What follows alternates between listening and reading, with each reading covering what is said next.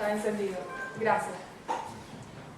Voy a romper un poco el protocolo porque lo hablé aquí con el embajador, con el señor Orlando Gómez, y él me decía, no importa, puedo estar antes o al final, ¿no? Así que nos va a acompañar en primer término y nos va a traer su planteamiento el señor Orlando Gómez, quien es el embajador de Nicaragua aquí en la República de Argentina. Después va a seguir el señor Juan Valero, que es el ministro consejero de la República de Venezuela en Argentina, y les va a parecer un poco extraño, pero vamos a dejar a Elsa para el final para que nos haga el cierre, ¿no? El cierre de historiadora, de mujer valiente, aguerrida. Ya ella comenzó a dar su exposición allá, sentadita la estábamos escuchando, ¿no? Entonces, bueno, este va a ser el orden y al final de las exposiciones, entonces podemos interactuar un poco. Bueno, empezamos entonces. Bien, muchas gracias por la invitación a los compañeros del movimiento del encuentro antiimperialista que hoy organizan este diálogo entre nosotros acá en el bonito local de la Asociación de Empleados de Farmacia, ¿no? Saludo al compañero Víctor Carricanti, que ya nos dirigió unas palabras introductorias hace unos minutos. Tengo aproximadamente, con unos días menos, un año de estar en la Argentina trabajando como diplomático nicaragüense y pues me siento complacido de compartir este día con ustedes acá. Compañeros de la mesa, compañeros todos. Del 1 al 3 de noviembre recién pasado, muchos de ustedes lo saben, se realizó en La Habana, Cuba, un encuentro antiimperialista de solidaridad con la democracia y contra el neoliberalismo, precisamente. Estuvieron allí 1.332 delegados de 789 organizaciones del movimiento social y popular, de la solidaridad, de redes y plataformas y articulaciones regionales y globales de partidos políticos, parlamentarios, religiosos e intelectuales que representaban a 86 países. Así lo describe la declaración final del movimiento. Y en esta declaración yo quise traérselas acá porque qué mejor que captar de esa declaración la descripción del momento histórico que estamos viviendo, que textualmente dice: vivimos, bueno, también lo describían aquí los compañeros en su documento, ¿verdad? De alguna manera con palabras distintas, pero coincidentes. Vivimos un nuevo momento en la historia. Los pueblos en las urnas, en las calles y en las redes sociales demuestran con su voto y sus protestas el agotamiento de la ofensiva imperial conservadora y restauradora neoliberal de la derecha oligárquica en alianza con el fundamentalismo religioso, el poder mediático, el capital y las empresas transnacionales que de la mano del imperialismo norteamericano en su naturaleza depredadora excluye a amplios sectores de la población, destruye el trabajo digno, la vida en armonía con la naturaleza y pone en peligro la especie humana. ¿Qué herramientas detectaron, o más bien enumeraron, los compañeros todos que les decía participaron en ese encuentro? Criminalización de la protesta social, el confinamiento y desplazamiento de poblaciones, el asesinato de líderes sociales y políticos, el feminicidio, la persecución a líderes de gobierno progresistas y la judicialización de la política, entre otros, obviamente. En la declaración de ese magno encuentro se puntualiza: felicitamos al pueblo del Estado Plurinacional de Bolivia por su victoria en el proceso electoral y al presidente Evo Morales Ayma por su reelección como resultado en beneficio popular y el crecimiento económico. Igualmente, denunciar los intentos de golpe de Estado y de desestabilización desatados por sectores de la oposición instigados por los Estados Unidos contra la paz y la seguridad ciudadana en Bolivia. ¿Dónde estamos hoy? Apenas 8 días después de esta declaración, comprobando la tendencia manifiesta ejecutada por el imperialismo norteamericano de que los golpes de Estado constituyen el mecanismo remasterizado, como se dice musicalmente hablando, que los grupos aliados de los Estados Unidos han encontrado en América Latina y el Caribe para reinstalarse en el poder, derrocando a gobiernos revolucionarios de izquierda, liberales, progresistas o como se llama. Todos tenemos fresca la memoria en lo relativo al golpe perpetrado por los militares hondureños contra el presidente Manuel Zelaya Rosales por el delito de querer consultarle al pueblo en una cuarta urna, como se llamó el proceso, si estaban o no de acuerdo con la reelección. Lo cierto es que este fue el pretexto. No les gustó o no les gustó a los Estados Unidos, a los militares y a los poderes fácticos de Honduras el acercamiento de Zelaya a la Alianza Bolivariana y al interés de acercarse, y el interés que manifestó Zelaya en su momento de acercarse a Petrocaribe. Ese fue el pecado de Zelaya. ¿Por qué decimos esto? Porque en el proceso post-golpe de Estado, Juan Orlando Hernández, que es el actual presidente de Honduras, se reeligió, que era lo que estaba Zelaya proponiendo consultarle al pueblo hondureño, y se reeligió con un amarre parlamentario mediante el cual evadió, controlando el Poder Judicial como lo hace, la disposición constitucional que según los golpistas Zelaya pretendía violentar con la consulta. Entonces ustedes se dan cuenta del doble rasero que se utiliza por estas fuerzas para, y el amañamiento pues, que utilizan para salirse con las suyas. Siguió la dinámica golpista con el presidente Fernando Lugo en Paraguay mediante una maniobra también turbia parlamentaria, y veníamos de la secuencia golpista impulsada al presidente comandante Hugo Rafael Chávez Frías, con algunos capítulos particulares, no solo el golpe que se intentó contra él, aislarlo, llevarlo a una isla, sino después vino el golpe que tuvo que ver con la cuestión petrolera, con el manejo de PDVSA. Y hemos visto cómo ha tenido continuidad en el tiempo y en el espacio venezolano, en todo este periodo que lleva de presidente, el presidente Nicolás Maduro Moros. Mientras eso ha ido ocurriendo, o ha estado ocurriendo, también nos dimos cuenta, por las informaciones, por la forma en que sea, de intento de golpe al presidente Rafael Correa cuando estaba en Ecuador, y todo el proceso que conllevó la defenestración del gobierno legítimo de la presidenta Dilma Rousseff en Brasil. En el contexto también ubicamos la maniobra judicial perniciosa y hasta morbosa, mediante la cual se hizo prisionero al presidente Luis Ignacio Lula da Silva, liberado hace unas horas, y para lo cual, o para quien yo pediría en este momento un fuerte aplauso por estar.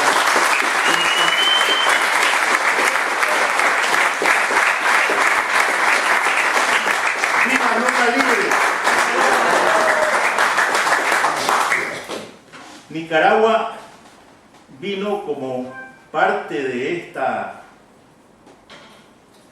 tendencia a formar parte de un intento golpista que se inició el 18 de abril del 2018, una intentona golpista que nuestro pueblo ha sabido derrocar en su fase inicial en base a la unidad del gobierno, pueblo,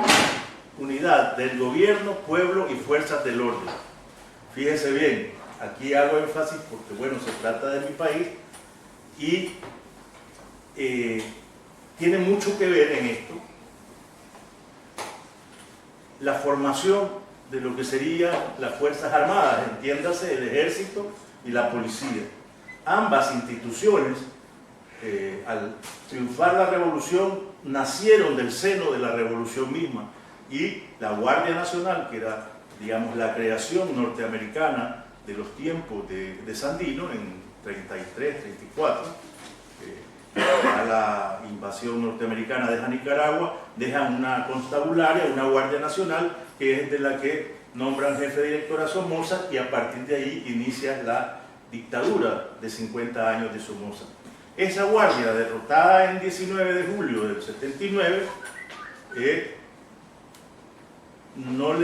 decir, las negociaciones políticas que pretendieron impedir el triunfo de la revolución no lograron salvar a la Guardia Nacional, porque, debo decirlo, en aquel momento la postura de los Estados Unidos para evitar el triunfo de la revolución era que está bien que el Frente Sandinista ganara, que su ejército revolucionario, que estaba bajando de las montañas, pasara a constituir el nuevo ejército, pero que permitiese que en la dirección de ese nuevo ejército hubiese una combinación de militares de la Guardia Nacional con gente nueva, pues, es decir, guerrilleros experimentados que venían. Eso hubiese significado una mediatización del empuje de la revolución y un atentado contra su propia existencia. Y eso obviamente se rechazó totalmente. Y entonces después vino otra puja, porque decía, bueno, entonces está bien, no acepten esto, pero está bien, ustedes se quedan como Frente Sandinista con el ejército, pero el gobierno se lo entregan a estos, pues, es decir, gente de los partidos tradicionales, de la política tradicional, liberales, conservadores, etcétera, que han sido, por desgracia de la patria nuestra, los títeres, los peleles que llamó Sandino, que siempre han pactado, si no usufructuado, los dólares para que hagan lo que Estados Unidos, en la administración que sea, digan, están prestos a vender a la patria. Entonces, digo esto porque si estamos poniendo la lupa sobre lo que ocurrió en Bolivia hace unas cuantas horas, ha sido determinante el papel de la policía y el papel del ejército. El jefe del ejército sale a decirle que le sugiere, entre comillas, que renuncie al presidente Evo. Y el jefe de la policía renuncia en una maniobra rara, ¿verdad? Pero ¿qué es lo que hace poco me hacían llegar como información? Es que tanto el jefe de la policía como el jefe del ejército actual estuvieron en las entrañas del imperialismo trabajando en la embajada de Bolivia, el uno como agregado militar y el otro no sé qué funciones, pero eso denota que, como decimos popularmente en Nicaragua, la mano pachona del imperialismo más la alianza con las fuerzas oligárquicas internas hace que las Fuerzas Armadas estén con una clara y meridiana responsabilidad en este proceso de golpe, pues, golpe que tiene la característica que no es tan suave como se ha dicho que son los otros, ¿verdad? Porque se inventan, pues, eufemismos para ponerle matices a esto, pero la verdad es que golpe es golpe. Volviendo a nuestra hilvanación de ideas, les decía que pues el 18 de abril del 2018 se inició este intento de golpe y nos vimos enfrentados de repente con una amalgama financiada por sumas millonarias por los Estados Unidos, abiertamente aceptado por la Agencia Internacional de Desarrollo, AID, y por otras ONGs como la National Endowment for Democracy y Freedom House, etcétera, otras siglas que en este momento no recuerdo, pero en esa amalgama y repartidera de dólares nos encontramos con que la Embajada de Estados Unidos entregó dinero a ONGs, a empresarios, a la jerarquía eclesiástica, a medios de comunicación, etc. Derrotados los intentos desestabilizadores tipo guarimbas, y digo esto porque estas matrices se están repitiendo. Guarimbas utilizadas en Venezuela se repitieron en Nicaragua y hoy también hemos visto que de alguna manera están siendo utilizadas en Bolivia.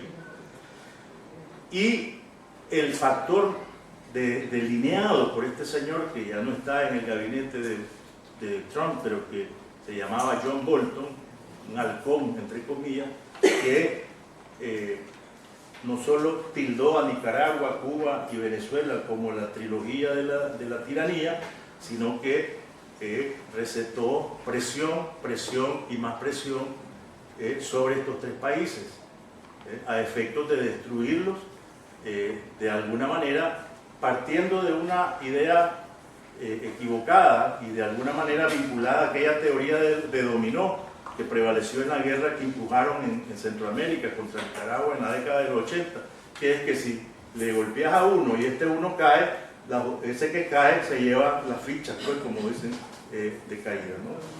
Entonces nosotros logramos precisamente, y quiero recordar que si en la década de los 80, aunque las guerras siempre terminan por una solución negociada, dicen los expertos, pero la verdad es que nosotros, el triunfo que obtuvimos en los 80 fue el hecho de que evitamos, como fue posible, la intervención militar directa del ejército norteamericano, que estuvo, como diríamos, a unas cuadras, porque estuvo en Panamá. ¿Se acuerdan ustedes cuando el Papa de Bush, hijo, invadió Panamá para llevarse a Manuel Antonio Noriega? Ese fue el pretexto. Entonces, ¿cuál fue el factor que prevaleció en que lográramos esa victoria, que obviamente nadie va a reconocer en los Estados Unidos del establishment? Fue esta, que no es una consigna, ¿sí? Pueblo, ejército, unidad. Esa fue la llave de la victoria. ¿Por qué? Porque el pueblo pasó a ser parte de las milicias populares, pasó a ser parte de los batallones de reserva, y se conjugaron los factores de defensa de la revolución mediante eso, pues la participación de ciudadanos como quienes hablan, que estuvo un año movilizado como político en un batallón de reserva, como con vigilancia revolucionaria en los barrios, como otros sectores involucrados en la defensa prácticamente de la economía, recolectando el algodón, el café, etc. Acciones en las cuales participó la brigada de argentinos de 120 compañeros que estuvieron precisamente apoyando al pueblo de Nicaragua en esta labor que estoy reseñando. Entonces, para concluir, quiero decirles que vencida esa parte primaria de presión desde el punto de vista de utilizar guarimba, tranques y de matar gente nuestra y asesinar a civiles inocentes y de impedir el libre tránsito de las personas, la libre normalidad de funcionamiento de las instituciones, hospitales, escuelas, etc. El saldo es positivo para nosotros desde el punto de vista que hemos recuperado la tranquilidad del país, no así, digamos, no podemos hacerlo, evidentemente, por dos razones: saldar el impacto a la economía que causó esta situación con unas pérdidas más allá de los $1.000 millones para un país pobre, pues, ¿no? Y que venía dando, como venía Bolivia, señales de una continuidad en su desarrollo, con cifras aceptadas por las instancias internacionales como positivas, con un crecimiento del Producto Interno Bruto de 4.5 más o menos desde el 2010, 2012, etc. Obviamente valiosa en esta dirección el apoyo y solidaridad de la Revolución Bolivariana.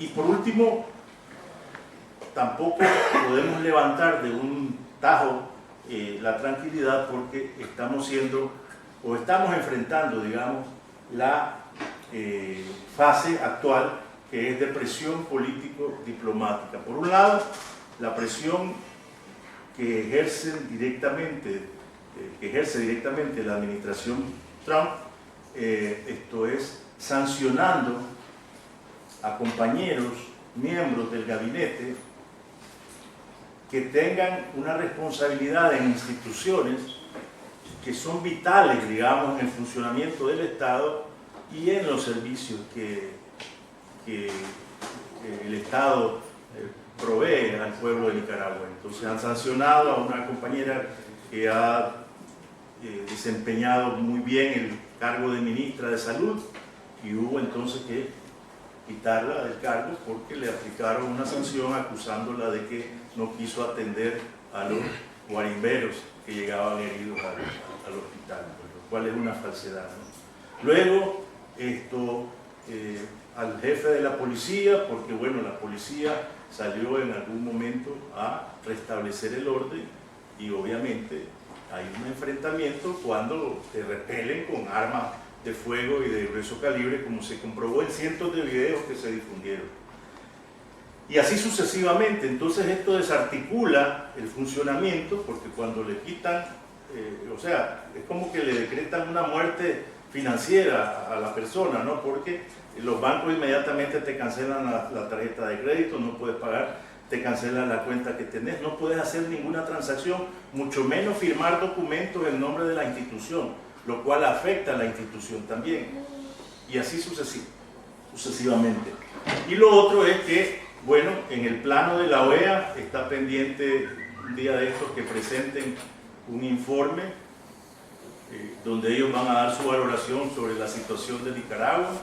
Estamos viendo cuál es el rol de la OEA ahorita en Bolivia con el informe que presentaron después de la elección, que el presidente Evo Morales sale al paso y entonces le dice: aceptamos pues el dictamen, aunque yo en lo jurídico no estoy de acuerdo, o en altas partes no estoy de acuerdo, pero vamos a ir a las elecciones. Pues convoco a elecciones, no aceptaron y le fueron elevando la parada, como decimos, hasta que sale el jefe del ejército diciendo: le sugiero que renuncie. Nosotros estamos en esta fase entonces político-diplomática, esperando cómo vamos a enfrentar ese embate cuando esta gente presente ese documento, la comisión política de la OEA, que va a decir qué es lo que está pasando en Nicaragua. Dicho sea de paso, nosotros no quisimos aceptar el tutelaje de esa comisión, ¿verdad?, ni el de las reformas electorales, porque es que ellos van a ir a decirte cómo administrar la situación, y estamos viendo pues que a buena hora nosotros rechazamos ese tutelaje cuando decidió la presidencia de la República, el comandante Ortega, no dejar entrar esa comisión, pues, ni seguir ni continuar el proceso de reforma electoral que se iba a llevar a cabo con la OEA. Por otro lado, está pendiente que Trump siga firmando declaraciones de sanciones para compañeros y, dicho sea de paso, pues la Unión Europea también en la misma dirección, en el mismo torrente, buscando cómo derrocar, pues prácticamente por alguna vía.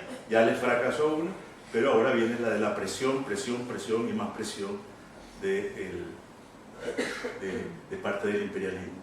Objetivo es, según ellos lo plantean, que se adelanten las elecciones. Ya cronológicamente ni la misma oposición está con los tiempos previstos necesarios para poder organizarse y presentarse a las elecciones adelantadas. Así que las elecciones se llevarían a cabo en noviembre del 21, ¿verdad?